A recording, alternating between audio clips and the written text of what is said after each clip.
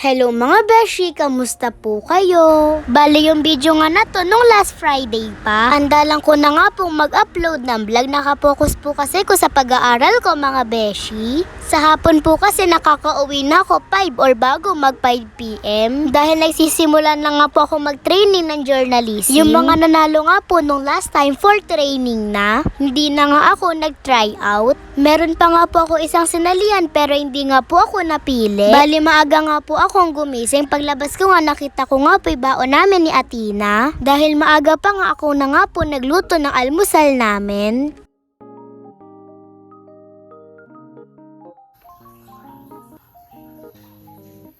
Dito na nga po ako magpuprito sa pinaglutuan ni Mama ng fries. Di na nga po ako nagdagdag ng mantika dahil maglalabas nga po ng mantika itong bacon.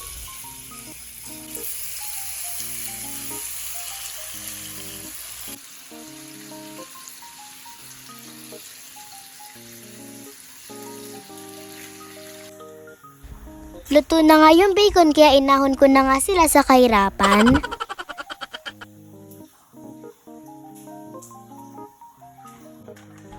Ang sunod ko naman nga pong lulutuin ay itong chicken pops.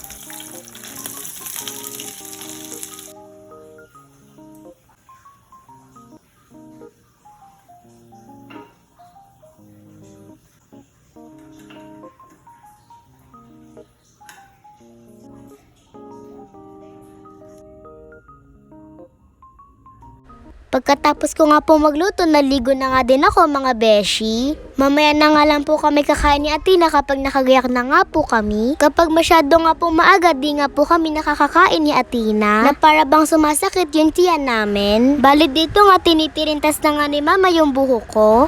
Naglalagay nga po si Mama ng hair stick para di nga po tuminghas yung mga baby hair ko. Ako nga po yung unang gumagyak dahil si Athena natutulog pa nga po niyan. Maya-maya nga ginising na nga din po ni Papa si Athena. Si Papa na nga din po yung nagpaligo. Inanap po na nga po siya ng ipit niya. Kulay maroon nga po yung kinuha ko katerno nga ng PE uniform niya. Di na nga po ako nagpalagay kay Mama ng ipit dahil gusto ko nga po simple look lang mga beshi. Nung makagayak na nga kami ni Athena, lumabas na nga po kami ng kwarto para mag-almusal. Tara, kain po tayo mga beshi. Thank you po Lord sa lahat ng blessings.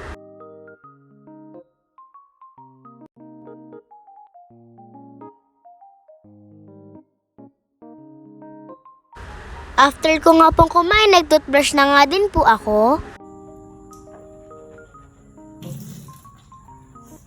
Pagkatapos, pumasok na nga kami sa loob ng kwarto. Pinaabot ko nga po kay Athena yung regalo namin mga beshi. Dahil birthday nga po talaga ni Mama nung araw na to. Kinuha na nga po namin natin yung mga tumbler namin dahil papasok na nga po kami. Tatlo nga pala kaming sabay-sabay pumapasok. Ako, si Athena at si Papa naman sa work. Bago nga po pumasok si Papa sa work, hinatid nga po muna niya kami ni Athena. Bea, bye. Kinatanghalian di nga po ko pinagbaunan ni Mama ng lunch. Bali dito nga po ko kakain sa labas ng school ko mga beshi. Umorder na nga si Mama ng pork steak at rice. Ang dami nga ng serving ng rice nila dito. Akala ko nga talaga hindi ko nga po mauubos pero naubos ko nga po mga beshi. Paano ba naman po kasi masarap nga din po itinda nilang ulam. Tara, kain po tayo mga beshi. Bali sinabayan na nga din po ako ni Mamang kumain. Dito nga nag-half rice lang siya.